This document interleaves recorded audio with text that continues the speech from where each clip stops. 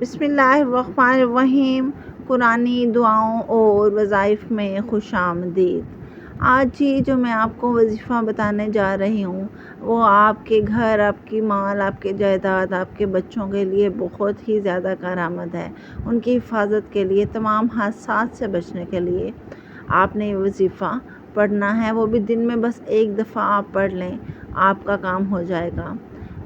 اس کے بارے میں آپ کو ایک واقعہ سنانے جا رہی ہوں۔ حضرت تلک رضی اللہ تعالیٰ عنہ فرماتے ہیں کہ ایک شخص ابو الدرداء رضی اللہ تعالیٰ عنہ کی خدمت میں حاضر ہوا اور عرض کیا کہ آپ کا مکان جل گیا۔ فرمایا نہیں جل سکتا۔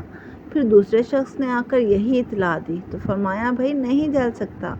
پھر تیسرے شخص نے بھی آ کر یہی بتایا، آپ نے فرمایا نہیں جل سکتا۔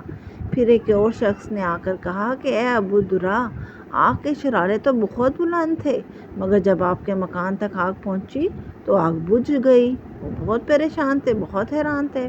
فرمایا مجھے معلوم تھا کہ ایسے اللہ تعالیٰ نہیں کر سکتا، اللہ تعالیٰ میرے مکان کو جلا ہی نہیں سکتے، کیونکہ میں نے رسول صلی اللہ علیہ وآلہ وسلم سے سنا ہے کہ جو شخص صبح کے وقت یہ کلمات پڑھ لے گا شام تک اس کو کوئی مصیبت نہیں پہنچے گی۔ میں نے صبح یہ کلمات پڑھے تھے، اس لیے مجھے یہ یقین تھا کہ آپ بھی ان کلمات کو اپنی زندگی کا حصہ بنا لیں۔